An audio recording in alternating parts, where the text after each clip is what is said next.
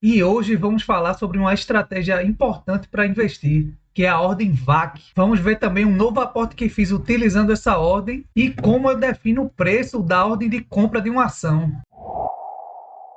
Deixei uma ordem de compra semana passada na minha corretora com o preço que eu defini e ela foi executada automaticamente. Se você não conhece a ordem VAC, esse é o vídeo certo para você, tá? Mas o que danado é uma ordem? De forma bem simples, é quando a gente tem a intenção de fazer uma compra ou uma venda de um determinado ativo, nós emitimos uma ordem, nós damos uma ordem à nossa corretora para que ela faça o registro e a execução nos sistemas da B3. E nós temos vários tipos de ordem, mas as que nos interessam no momento são as ordens a mercado e limitada. A ordem a mercado, nós enviamos sem determinar o preço. A ordem será enviada no mesmo preço da melhor oferta na direção contrária. Ou seja, se você estiver vendendo e colocar uma ordem a mercado, você vai vender pelo melhor preço de quem estiver comprando. Ou seja, o preço que tiver lá na sua tela é o preço que vai ser executado. Já na ordem limitada, o preço ele é determinado no momento do envio. Ou seja, antes da execução, você determina um valor, seja de compra ou de venda, e se a ordem for executada, o preço da execução será sempre igual ou melhor do que o preço enviado. Ou seja, se eu emitir uma ordem limitada a um preço de R$ 30 em BB Seguridade para compra, essa ordem só vai ser executada caso o preço chegue no valor que eu defini. Mas nessa ordem limitada, nós temos uma variável importante, que é o tempo que ela vai ficar disponível. E o que vai definir o tipo de ordem limitada é a sua validade, que indica até quando uma ordem deve permanecer válida até ser executada ou expirada. Dentre essas opções, essas 4 são as que se destacam. A ordem com validade de hoje, como o próprio nome diz, vai ter validade até o final do pregão do dia em que foi enviada. Já a data vai ter validade até a data pré-definida. Ou seja, eu emito uma ordem hoje e coloco a data de validade até o dia 31 de outubro. E se daqui para lá a ação chegar no preço que eu determinei, a ordem vai ser executada e eu vou comprar as ações. Mas se chegar no dia 1º de novembro e ela não for executada, ela vai ser cancelada. E essa daqui é uma das que eu mais utilizo, a válida até cancelar ou simplesmente VAC. Ou seja, eu defino o preço da ação e ela fica válida até que seja executada ou cancelada. E o cancelamento, ele pode vir tanto de forma manual, ou seja, eu executando o cancelamento da ordem, ou caso a ação haja alguma alteração, tipo grupamento, bonificação, subscrição, venha pagar JCP ou dividendos, a ordem também vai ser cancelada, porque quando ocorre algum tipo de alteração dessa, há um rebalanceamento no preço dos ativos. E para finalizar, a ordem executa, cancela, ela é feita se não tiver uma quantidade integral de ações solicitada na ordem. Então ele executa a quantidade disponível e o excedente ele cancela. Ou seja, se você compra 500 ações e só consegue comprar 300, por não haver oferta daquela demanda que você solicitou, sua ordem vai executar apenas as 300 e as 200 restantes ele vai fazer o cancelamento.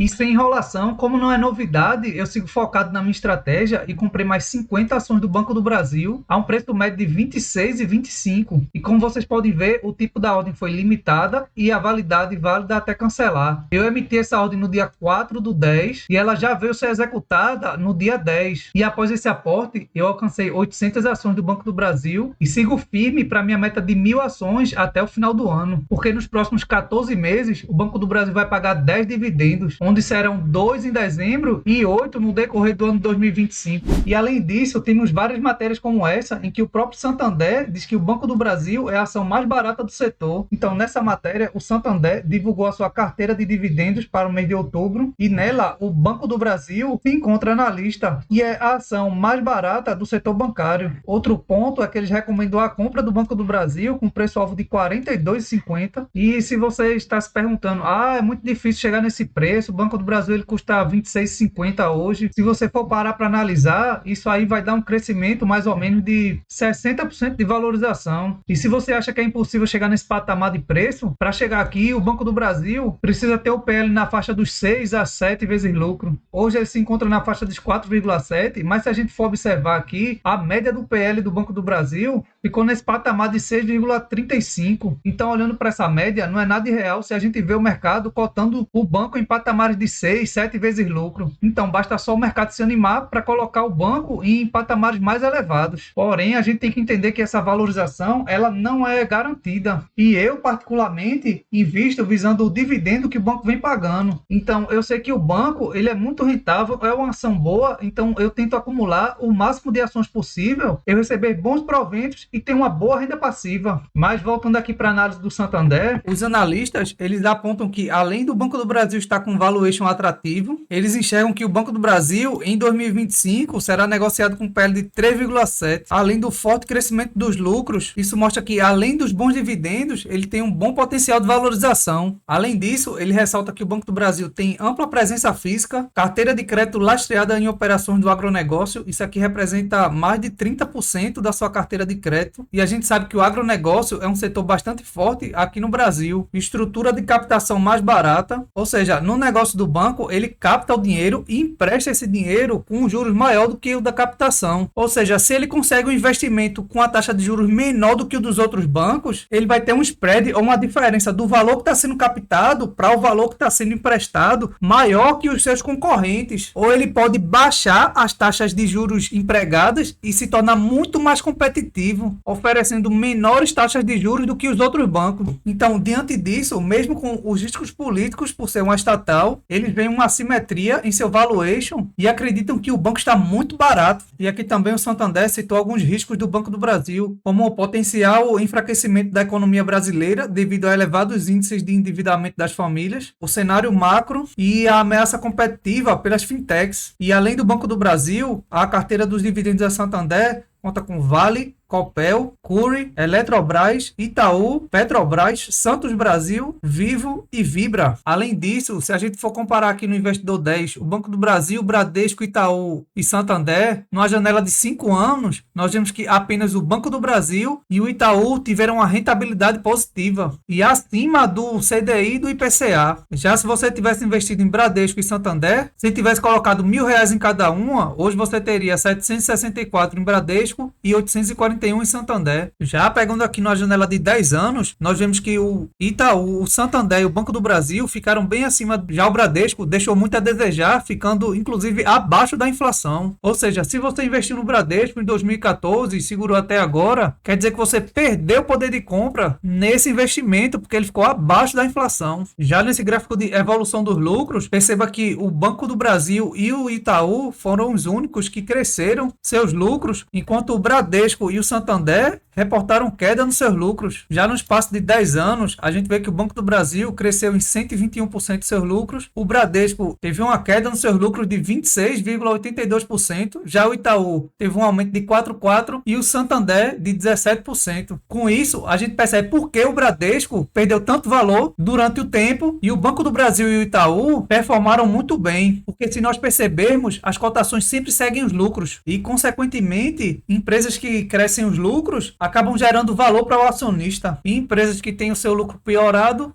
destrói valor para o acionista. Agora eu vou mostrar para vocês como eu defino o preço de compra de uma ação para colocar lá na Aldinovac. Para se analisar uma ação, basicamente existem dois tipos de análise: a fundamentalista, que avalia a saúde financeira e o valor intrínseco de uma empresa, analisando fatores como lucro, receita, dívidas, crescimento financeiro. Se baseia nesses indicadores que a gente vem conversando desde o início, que são PL, o PVP, o dividend yield. E esse tipo de análise eu utilizo para saber se eu vou investir ou não na empresa. Mas como assim? Bem, eu decidi, analisando os fundamentos do Banco do Brasil, que eu vou comprar essa ação. E esse tipo de análise foca no comportamento do preço ao longo do tempo e usa gráficos e indicadores para identificar padrões e tendências de curto prazo. Então, basicamente, eu não escolho se eu vou comprar uma ação através do seu gráfico, mas consigo ter uma noção dos melhores pontos de compra. Por exemplo, analisando a ação do Banco do Brasil, no gráfico diário, vocês podem perceber que eu deixei minha ordem no VAC nesse patamar aqui, dos 26 e 25, porque eu entendo que a média de 200 períodos é um suporte importante dentro da análise gráfica. gráfica. Além disso, ela coincidiu com os 70% do Fibonacci. E se vocês voltarem no vídeo anterior, onde eu comprei mais 50 ações do Banco do Brasil, vão perceber que a compra foi realizada nesse patamar aqui, onde eu levei em consideração os 50% de Fibonacci e a média dos 100 períodos. E percebam que a análise gráfica é interessante, que o preço, ao tocar na média dos 200 períodos, ele automaticamente já subiu. E eu não estou dizendo que a ação, a partir de agora, vai entrar em uma tendência de alta, mas que no curto prazo, o preço acaba seguindo algumas tendências. Vocês podem ver aqui que quando bateu na média dos 200 períodos, ele também subiu. E analisando um histórico anterior, veja como as médias elas servem de suporte importante para o preço. Aqui tocou na média de 100 períodos, subiu. Aqui tocou novamente na média de 100 períodos, subiu. Aqui ficou nessa região, está acumulando e fez essa acumulação aqui, perto das médias, subiu. Aqui novamente.